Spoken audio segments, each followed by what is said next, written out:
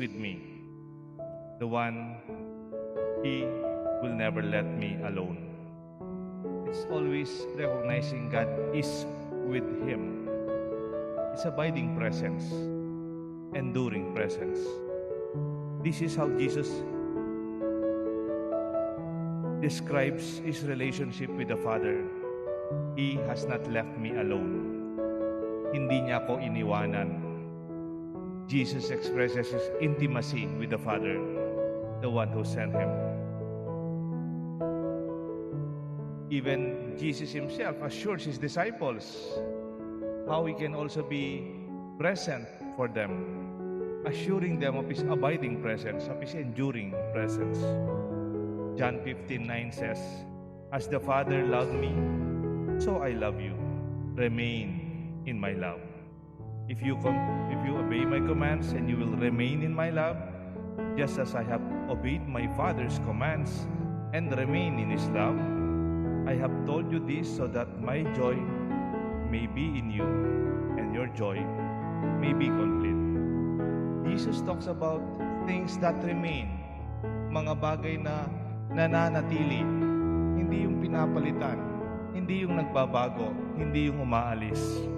God is faithful, and Jesus is also faithful to us. God would never leave us alone. Even up to the crucifixion, Jesus was in constant communion with the Father. Nakapako na sa krus si Jesus. Kung pakinggan niyo yung 7 last words, most of them are in deep communion with the Father. Sabi nga ng iba, the 7 last words are actually the prayers of Jesus while he was hanging on the cross.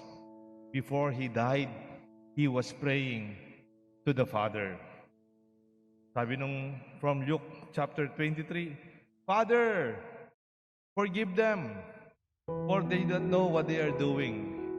In great pain, the mercy of the Father, the mercy of Jesus, would like to extend to those who have done him wrong, crucified him.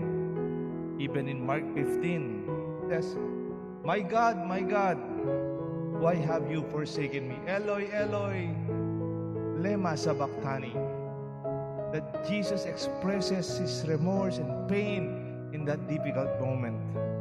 Even the last word of Jesus, the last word before he died, he said, "Father, into your hands I commend my spirit." May Pinoy expression, hindi ka nag-iisa. Si Jesus siguro meron din siyang expression, hindi ako nag-iisa. It is assuring himself because of his relationship with the Father. He was never insecure. He was never afraid. He was never abandoned. This is the same assurance of Jesus to his disciples when he promised to us, "For when 2 or 3 are gathered together in my name, there I am in their midst." That is in Matthew 18:20. Basta nagdarasal kayo sa ngalan ko, nandyan ako. That Jesus affirms that presence among people who pray together in his name. Even the peace that he gives remains. Pag misa, araw-araw may misa tayo, sasabihin na, "Peace I leave you, my peace I give to you. Not as the world gives it to you, but let your hearts not be troubled, do not be afraid." Have peace, and that peace remain with you. And that is the presence of God when we are peaceful. In Deuteronomy 31:8 says, "It is the Lord who goes before you, and he will be with you. He will not leave you or forsake you. Do not fear and be dismayed. Our helper to be with you forever." This helper in the New Testament from John 14, recognize this helper as the Holy Spirit. The Holy Spirit as the presence of God in our life. Nararamdaman sana natin to sa ating pagdarasal, sa ating pagsisimba, sa ating pagpupunta dito sa simbahan. Nakakalungkot kung minsan maraming mga Katoliko, marami tayong religious practices, marami tayong activities sa simbahan, liturgies, and yet they do not feel the presence of the Lord, the Spirit in their hearts. Hindi nila nararamdaman ang Espiritu ng Diyos, ang pamamalagi ng Diyos sa buhay nila. Even in John 14 says, "The Helper, the Holy Spirit, from whom the Father will send in my name, He will teach you all things and bring you to remember all that I've said to you." In that way, it is that experience of Jesus present in the Spirit, the Father present in the Holy Spirit, especially in our time today in the church. Even before Jesus ascended into heaven, ito yung last words ni Jesus before He went back to heaven in Matthew 28. "Go therefore, make disciples of all nations, baptizing them in the name of the Father and the Son and the Holy Spirit, teaching them to observe all that I have commanded you. And behold, I am with you always until the end of time." Itong tandahan ninyo, hindi ko kayo iwanan hanggang katapusan ng panahon. These are the words of Jesus which He assures His presence to us. Hindi lang Him experiencing the presence of the Father in His life.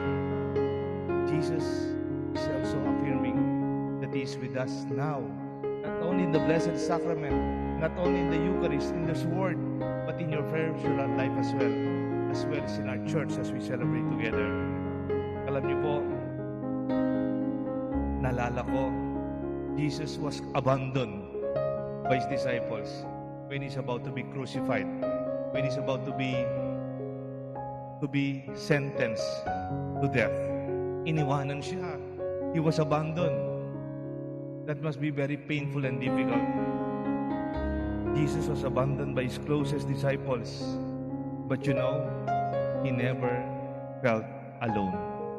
Hindi niya naramdaman masakit kasi mas mahalaga sa Kanya, hindi siya iniwanan ng Ama, ng Diyos Ama. Sometimes friends, they are there. Sometimes they are not there. Minsan pamilya mo nandyan tapos wala. Minsan mga anak mo nandyan pero busy. Minsan may kaibigan ka pero hindi ka pinapansin. O wala kang oras sa'yo. Busy sila, may trabaho sa abroad o kaya dito. But feel you are never alone. The Spirit of God is with us. Nung bago-bago po akong pare, nag-CLSS po ako sa Immaculate Heart Charismatic Community. And in that CLSS, I appreciated one song that I always feel the presence of God when we sing it. Alam niyo po yung kantang ito, you can even sing it with me. Come, Holy Spirit, I need you. Come, Holy Spirit, I pray. Come in your strength and your power. Come in your most gentle way. Come like a spring in the desert. Come to the withered of soul. Lord, let your sweet healing power touch me and make me whole. Come, Holy Spirit, I need you. Come, Holy Spirit, I pray. Come with your strength and your power. Come in your most gentle way. In the name of the Father, the Son, and the Holy Spirit.